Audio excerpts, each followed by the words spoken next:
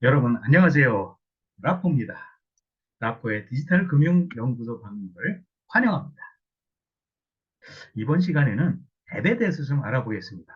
우리가 디지털 금융을 실행을 하고 활용하려면 이 앱에 대해서 많이 좀 알아야 됩니다.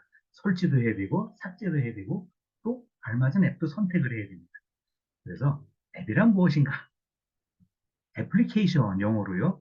요거의 약자입니다. 앞에 세 자리거든요. 세 개거든요. 앱, 그래서 스마트폰이나 태블릿 PC, 그 다음에 또 뭐 노트북이든 이 데스크탑이든 그 PC, 그 상에서 운영체제가 깔리거든요. 그 운영체제에다가 위에서 얹어가지고 사용자 편의를 위해서 개발된 다양한 운영 프로그램. 예를 든다면 금융거래 앱, 그 다음에 간편결제 앱, 이런 것들이 되겠죠. 자, 이런 건 어떻게 해서 설치를 하게 되느냐. 우리가 이제 OS에 대해서 지난 시간에 배웠잖아요. 그래서 그 OS에 따라서 설치할 수 있는 앱의 종류도 다릅니다. 자, 구글에서 만든 안드로이드 OS, 그 다음에 애플에서 만든 iOS OS에 따라서 그런 앱이 다른데요. 바로 앱 장터에서 이런 앱들을 설치하게 됩니다. 그래서 구글에서 만든 플레이스토어, 그 다음에 통신 3사나 네이버에서 만든 그런 원스토어, 그 다음에 삼성에서 만든 갤럭시 스토어. 이게 구글의 앱 장터입니다. 그 다음에 애플의 앱 장터는 앱 스토어입니다. 바로 여기에서 우리가 활용 가능한 앱들을 설치하게 됩니다. 그리고 앱의 기능, 그리고 범위, 여기에 대해서 좀 알아보겠습니다. 자, 저도 사실 처음에 뭐 이런 앱이 뭔지, OS가 뭔지, 그 다음에 또 검색 엔진이 뭔지, 또 응용 프로그램이라고 그러는데 이게 뭔지 상당히 헷갈리더라고요. 그래서 제가 이제 표로 한번 이렇게 만들어 본 겁니다. 이거를 딱 만들고 나니까 개념이 확 들어오더라고요. 여러분들도 이걸 보시고 한번 개념을 확실하게 정립을 해 보시기 바랍니다. 자, 우리가 떤 정보 검색을 할 때 어떤 순서를 가지고 하죠? 네, 우선 우리가 갖고 있는 단말기, 스마트폰이나 노트북 PC나 데스크탑 이런 걸 가지고서 하게 되는데 그거를 움직이게 만드는 게 뭐라고 그랬죠? OS라고 그랬죠. 근데 이 OS 위에다가 웹사이트로 찾아가는 길, 웹 브라우저 요거를 이제 활용하게 되는데 이 웹 브라우저가 효율적이지 못하다고 그랬죠. 찾아가는데 그래서 효율적으로 빠르게 찾아갈 수 있는 검색 엔진을 여기에다 얹어가지고 웹사이트에 들어가고 웹페이지까지 간다고 했습니다.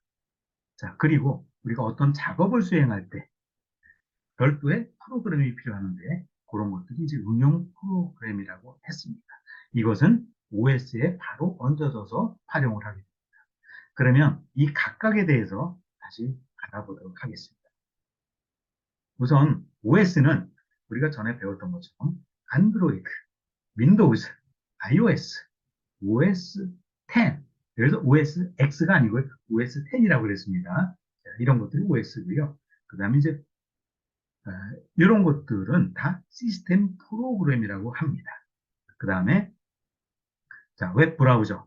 여기는 크롬, 사파리, 엣지, 삼성 인터넷, 웨일, 인터넷 익스플로러 이런 것들을 웹 브라우저로 합니다. 그리고 우리가 이제 검색 엔진. 여기는 구글, 빙, 야후, 네이버 이런 것들이 있습니다. 그 다음에 이제 우리가 떤 정보 검색을 할 때 가장 많이 들어가는 게 웹사이트에 들어간다는 거죠. 웹사이트. 그게 바로 이제 무지하게 많은데 그 중에서 예를 들자면 국민건강보험 이 사이트에 들어가서 우리가 내 뭐 건강보험 가입 여부라든지 뭐 이런 것들을 알 수 있는 거죠. 그 다음에 정부24 이런 걸 통해서는 정부의 정책이라든지 어떤 복지 제도라든지 다 해당되는 거 이런 것도 이제 검색을 해볼 수 있는 거죠. 이 웹사이트입니다. 그 다음에 우리가 이제 들어가는 게 웹페이지, 웹사이트 안에 어떤 그 뭐 조회 결과라든지, 그 다음에 거기에 이제 공지되는 공지사항이라든지 이런 것들 웹페이지 내에 있습니다.